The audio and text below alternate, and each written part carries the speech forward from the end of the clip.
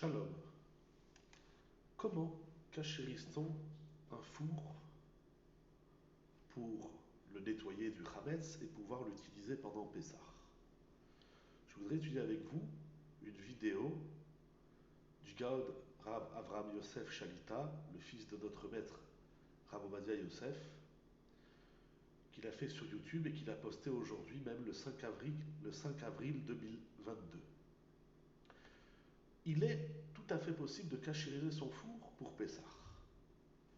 Pourtant, dit le Rav, on pourrait se demander, voilà que le Shulchan Aruch nous dit que le four a besoin d'un liboun chamour. Liboun chamour, c'est-à-dire que normalement, il faudrait chauffer le four sur les parois.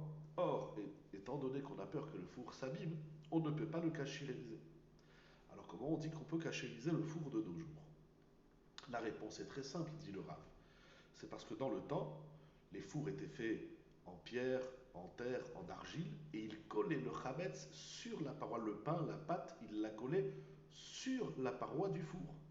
Aujourd'hui, ce n'est plus le cas, puisque nous utilisons le four avec des plateaux et des grilles qu'on utilise dans un four. Alors, pourquoi le cachériser? Puisque de toutes les façons, le chametz n'est pas en contact direct avec les parois du four. La réponse est très simple, nous dit le Rav. Parce que lorsque nous faisons par exemple des chalotes, du pain, des gâteaux, alors il va y avoir la vapeur de cet aliment. Et cette vapeur va être absorbée dans les parois. Et la règle dit, puisque le chametz est absorbé ici par les vapeurs, c'est donc par des vapeurs qu'on va extraire l'absorption du chametz, selon la règle bien connue, qui est bol'o karpolto.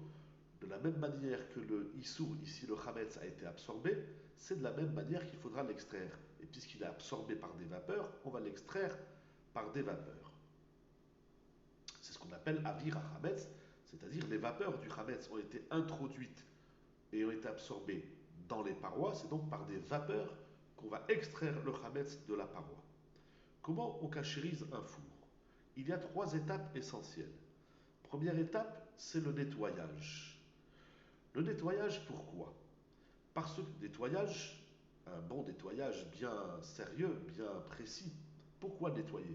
Parce que si je fais chauffer mon four et je laisse des graisses ou tout autre détritus d'aliments sur les parois du four, parce que les vapeurs vont créer une espèce de couche qui va se mettre sur la paroi et vont empêcher le chametz d'être extrait, de sortir.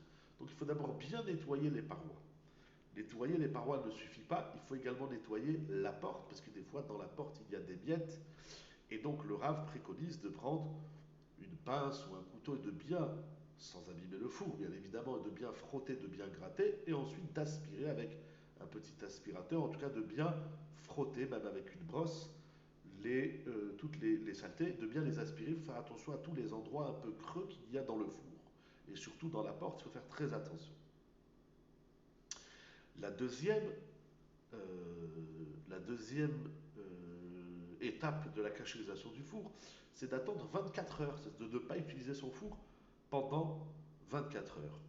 Pourquoi? Parce que là, nous appelons une autre règle qui s'appelle noten tamivgam, c'est-à-dire qu'un interdit, si le chametz qui a été absorbé dans le four, si nous attendons 24 heures, alors il s'appelle noten ta'amlifgam, c'est-à-dire que le goût du chametz est abîmé, et alors là, on pourra le cachériser. Donc il faudra attendre 24 heures sans l'utiliser.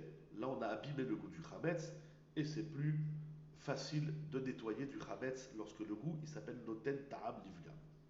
Troisième étape de cachérisation du four, c'est d'allumer le four au maximum de sa chaleur, au plus haut de sa chaleur, pendant 1h20.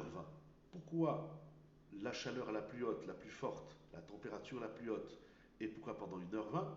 Le Rav dit la chose suivante. Un four, de manière générale, on l'utilise entre 150 et 200 degrés.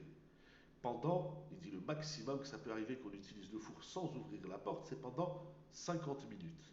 Donc, lorsque nous cachérisons le four, on va un petit peu au-delà, on va donc l'allumer à 200-220 pendant 1h20. Le Rav termine avec un grand ridouche. N'oublions pas que la cachérisation du four va cachériser le four. Mais par contre, les plaques du four ne sont pas cachère usable. Alors, comment utiliser un four si on n'a pas de plaque de four? Le Rav dit quelque chose d'intéressant. Il y a plusieurs formules dans la halakha. Bien sûr, le mieux c'est d'avoir des plaques de four cachère les Pessah. Rav Pinchas dit qu'on peut les envelopper de 3, 4, 5 couches de papier aluminium, ça on a bien couvert la plaque de four. Mais Rav Avram Yosef dit un immense ridouche. Il dit on peut prendre les plaques de four et les retourner. Et sur donc la partie extérieure qui maintenant va être la partie supérieure, la partie inférieure, donc on inverse la plaque du four et dessus on pourra mettre un bol ou un plat jetable en aluminium et de ce fait il n'y aura pas de contact entre le chametz qui est absorbé du côté intérieur et la partie extérieure de la plaque. Parce que si j'utilise ma plaque de four normalement de façon habituelle et dessus je mets mon plat jetable en aluminium, alors il peut y avoir, ça peut couler de mon plat, et là on va se mélanger entre ce qui sort de mon plat en aluminium et de la plaque du four.